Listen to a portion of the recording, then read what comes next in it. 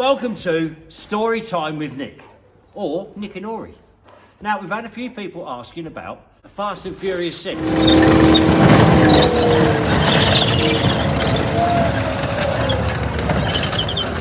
Settle down, settle down, settle down, settle down, story time. Now, are you sitting comfortably? Because I'm not. Sit! So, I have a mate called Robbie, and he says he's on this film set in Tenerife, and there's this great big tank. And I said, I know, because those people come to see me, and they were going to buy a chieftain off me. Anyway, they found a better one, and when I say better, I mean beautiful. I paid quite a lot of money for it, more than they should have. But that didn't matter, because it was going on a big blockbuster film, Fast and Furious 6. Now, I don't know if you've watched the series. If you are, you're a bit sad. I wouldn't watch the film, but watching the tank scene on YouTube, Fast and Furious 6 tank scene, 5 or 6 times a day, there's nothing wrong with that. It's not a waste of your life. So anyway, Robbie rings me up, and I say, now I know, because they've been to see me to buy a tank, and they didn't.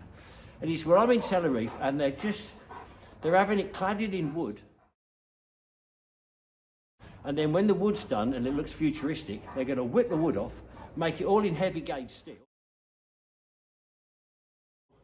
And it's going to end up weighing 70 tonne of rolling thunder, and it's doing some pretty amazing stunts. But I can't tell you about these stunts, because, NDA and all that kind of stuff. Oi, settle down you, go to sleep. He was asleep 5 minutes ago. He was lovely. He was really cuddly old boy. Good boy, good boy, good boy, good boy. Anyway, they've eventually finished the film, and they ring me up, and he says they want you to have the tank, and it's going to go in a tender, and basically they want you to come along and kind of have a look at it, check you're happy, and then they want to do the Blu-ray and the video CD thing at your place. I thought, woo, with all the stars, no less. And sadly, it clashed with something I think I had Top Gear in London, so I bloody missed it. I couldn't do it. But anyway, it was done, it was at my place. Anyway, we chatted about price, and they said, now it's a tender, so, and they gave me some advice on what I should have paid. And they said, if you bid 13 grand, it'll be yours. Now, I know they spent £270,000 on the engineering, and this was a few years back. So I was thinking 13 grand, that's just ridiculous. It's just ridiculous. So I wrote a different thing on me tender thing, and I wrote down something like 14 and a half, thinking that's not a waste of 1,500 quid. Anyway, a little while later, it turns out, oh, he's going to shag me. Oh, no, don't do it, don't do it. A little while later, now come here you, come on. Daddy loves you, but not in that way. And, oh God, oh no. And, all right, darling. Get off, I'm being distracted. Oh. Anyway, Biscuit. Oh, he's got a bone. That's a good idea. Thank you, darling. Yeah, that'll calm him down a bit. He's wearing me out, he was. Anyway, where was I? I digressed a bit. There's a terrible smell. So it turns out I didn't get the tank, and I was unhappy, gutted, distraught, really. Anyway, I do a lot of H licenses. And I think you're good enough, but just to be on the safe side, a truck like this, what do you reckon? Smooth. I think it's in. And I always ask people why they want the H licence, and some people say, well, I'm a mercenary, and if I have more qualifications, my pay grade goes up. And I think, some people say I work for forestry and we use tracked vehicles, and to unload it, I've got to have an H licence. Other people say I work for the Metropolitan Police, and they would like a few people experienced in moving tracked vehicles just in case someone goes mad in London with a tank. The chance of it being the same tank as they've learned in. And then I get people say, I work for the British Army and I'm being sent to America. They want me to do something on some different sort of tracked platform, and I haven't got an H licence, and you are the fastest way of fast tracking us through. And I'll have 5 soldiers. All sorts. And then I'll get another one. He says, well, I like to do modelling, and I make radio control tanks, and sometimes people take the mickey out of me.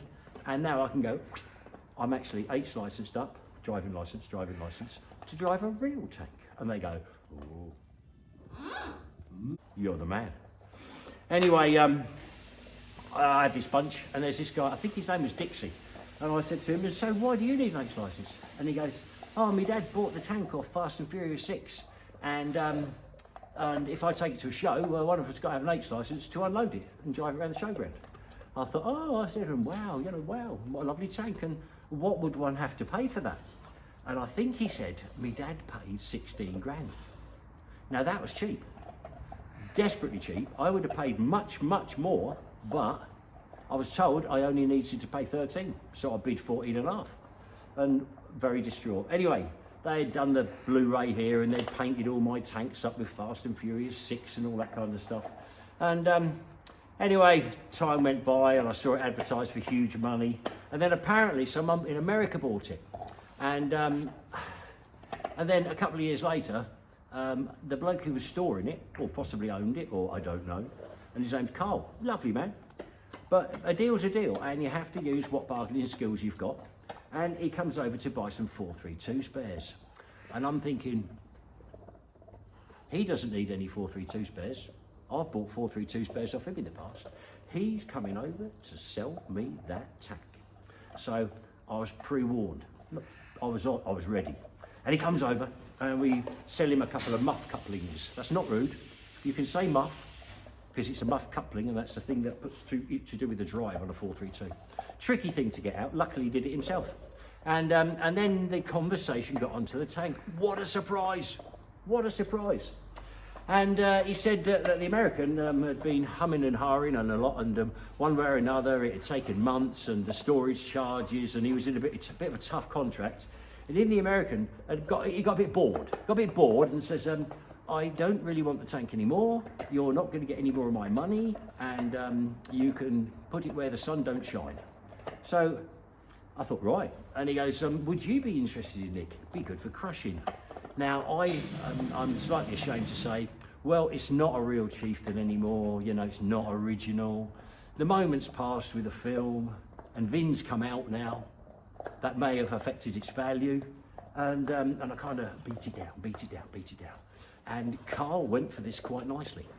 And in the end, we had a spanking deal. I don't mean he spanked me or I spanked him. I mean, I got a wonderful deal. And the vehicle was in pretty good order. But there was a condition. It was booked into a show, and it had to go to the show. I drive it at the show, or did it come to me first? I can't remember.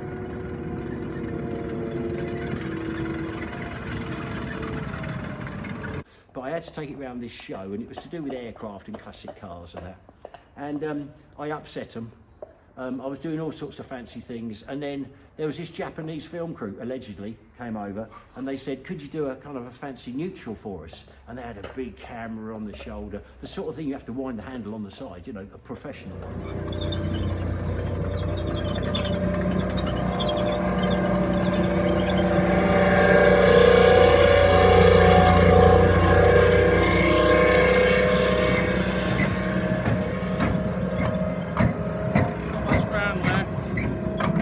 And I obliged, because I'm an obliging person, and it dug a big hole, and they were a bit upset about that, so they never invited me back. Landscape gardening. We can do ponds. Come along to your house and do a kind of a rockery and swerve it, fill it with water. I think three turns could be a swimming pool. Definitely. But I tell you what, spectacular tank. All that old business as it's going along, self-leveling.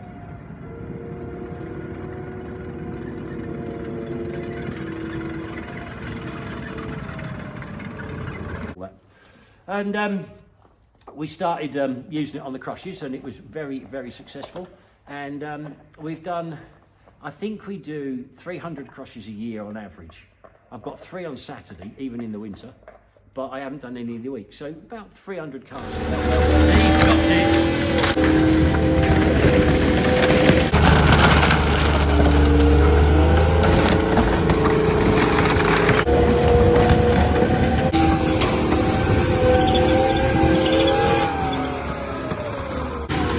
Bloody hell, that was beautiful.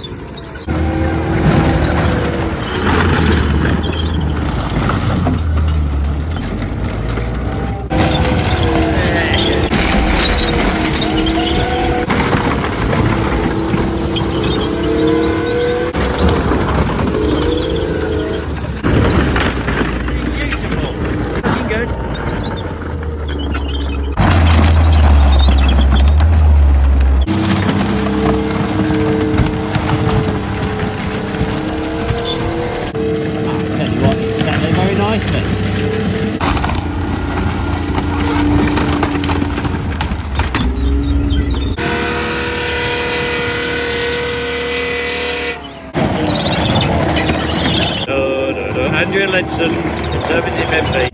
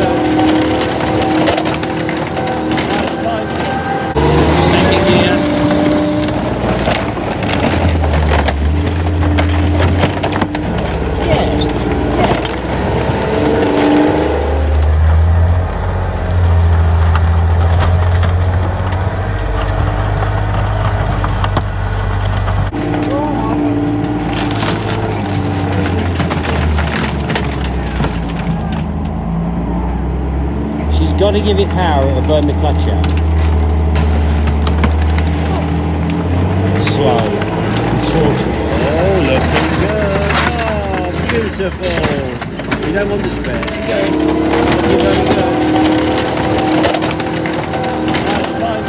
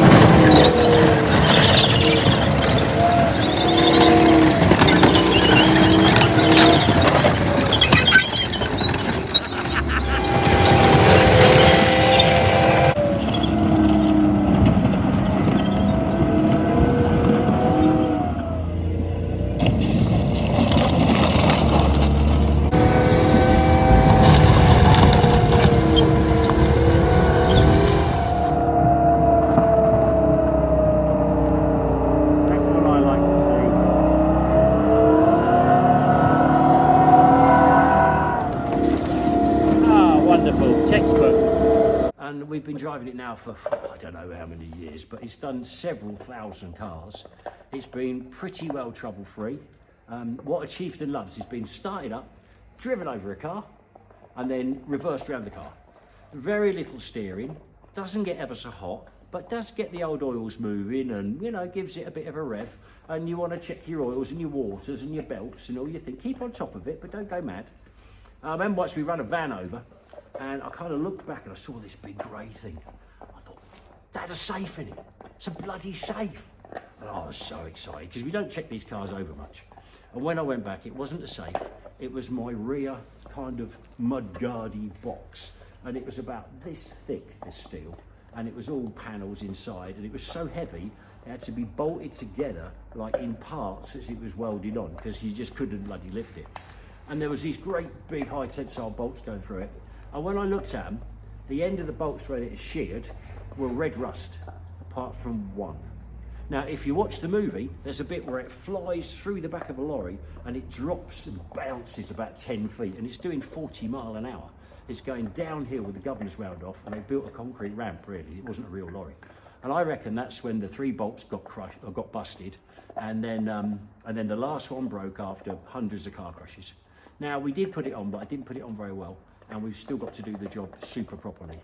And when we've got all our kind of things out of the way that we're very busy with at the moment, that's going to be the first one that comes in. We did change a few bits. I padded a bit round the trim work on the inside to make it really cool.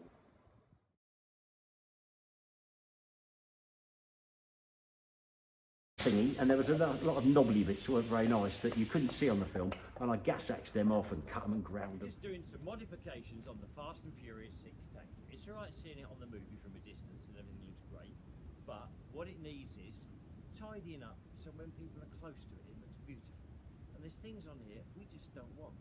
Remember, this is going to be the finest tank in the world for running cars on. Specially designed by the man who has destroyed more cars with tanks than anyone on Earth.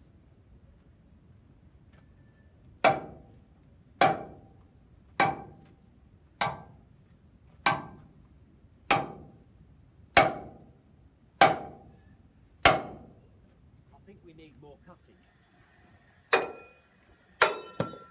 Ta-da! This will be eBayed for a very, very avid fan, so he can have a piece of the Fast and Furious 6 tank. There it is. The postage will cost more than the thing. Then I put a panel in with some front lights that were kind of protected.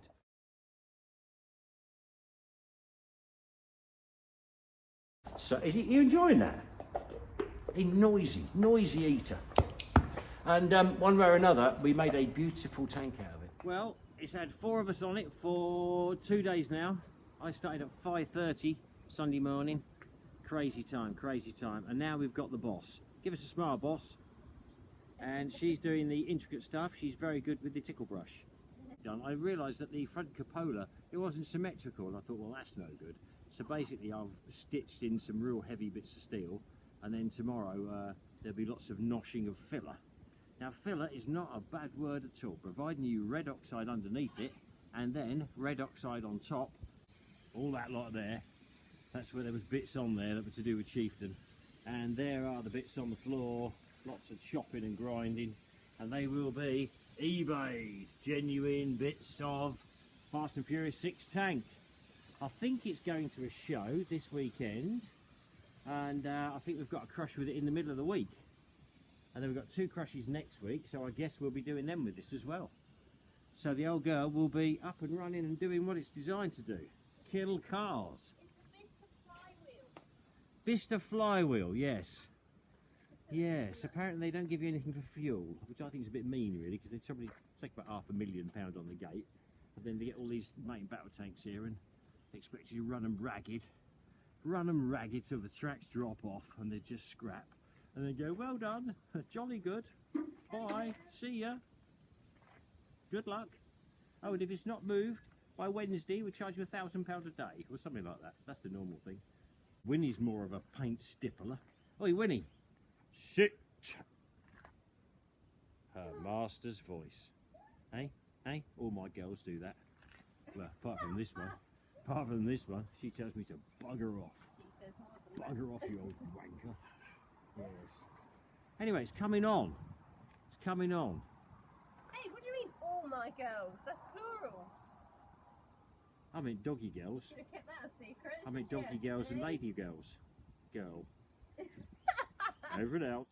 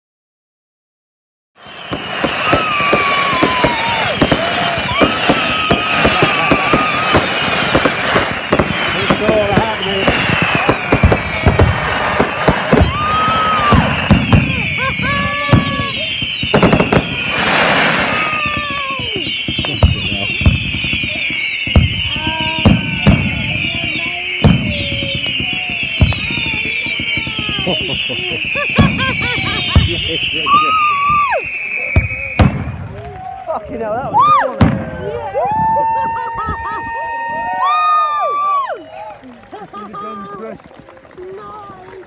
I don't know you, but I'm glad you found someone like you. Take that!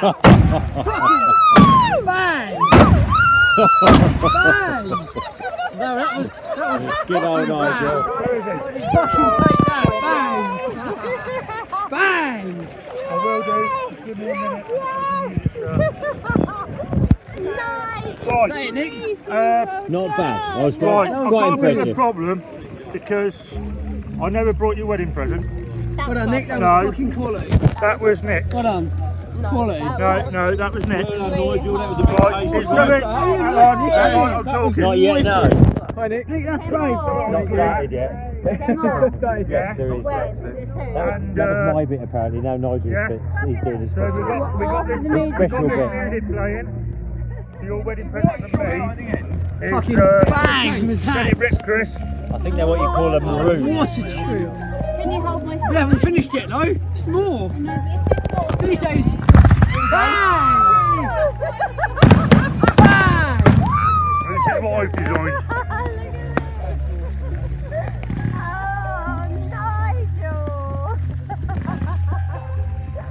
Woo! Oh, you sweet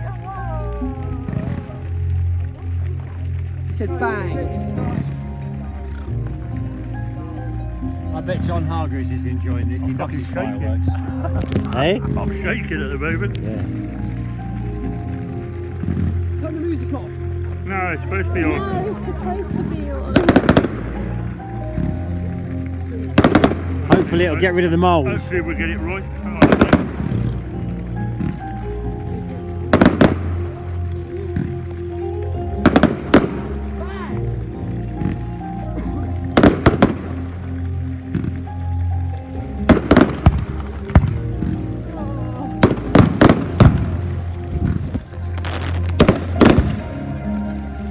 Sweetie.